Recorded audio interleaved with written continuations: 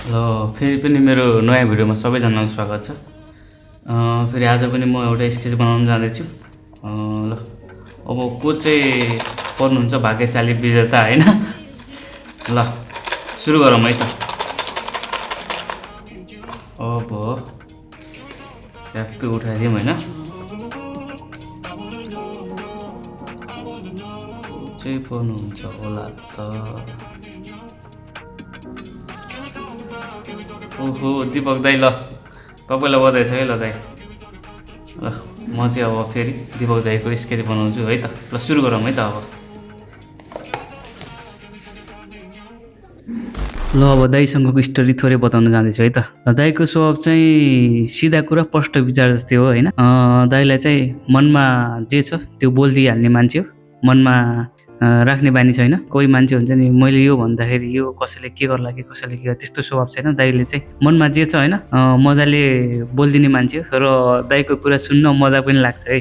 हामी प्रायः जसो हुन्छ नि, जस्तै कसैले कुरा गरिरहेको छ अनि हामीलाई सुन्न बोर लाग्ने टाइपको हुन्छ नि, त्यो चाहिँ हुँदैन क्या। दाईसँग गफ गर्न बस्यो भने चाहिँ दाईको कुरा चाहिँ सुनिरहन मन लाग्छ, किनभने त्यो दाईको बोल्ने स्टाइलै त्यसै छ कि त्यही भएर दाईको कुरा चाहिँ मजाले सुन्न मन लाग्छ। दाईसँग चाहिँ त्यति म बाल्यकालमा समय बिताएन, किनभने हामी नजिकैको स्कुलमा पढ्थ्यौँ र दाई चाहिँ अलिकति टाढा जानुभएको थियो होला, सायद त्यतिखेर अर्घाखाँचीतिर पढ्नुहुन्थ्यो होला। चाडबाडमा चाहिँ हाम्रो भेट हुन्थ्यो र चाडपर्वमा चाहिँ हाम्रो भैली खेल्ने हुन्छ नि तिहारमा, त्यसको भैली खेल्नेको लिडर चाहिँ दाईहरू हुनुहुन्थ्यो होइन।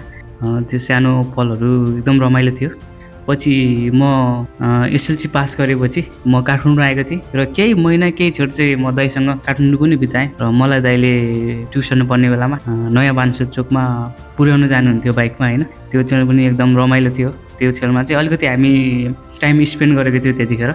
र त्यसपछि लगत्तै फेरि दाई विदेश हिँड्नुभयो। त्यसपछि फेरि हामी त्यही हो, अब दाई छुट्टी गएको बेला भेट्ने। तर सम्बन्ध चाहिँ हाम्रो एकदम नजिक छ होइन, किनभने हामी नजिकको आफन्त पनि हो, त्यही कारणले पनि हामी नजिक छौँ। फेरि संयोगवश के भइदियो भने वैदेशिक यात्राको क्रममा फेरि म पनि दाई भएकै देशमा आइरहेको छु र हाम्रो चाहिँ बेला बेलामा भेट भइरहेको छ। र हाम्रो बसाइ चाहिँ एकै ठाउँ छैन। दाईलाई भेट्न चाहिँ अलिकति आधी एक घन्टाको बाटो जानुपर्छ।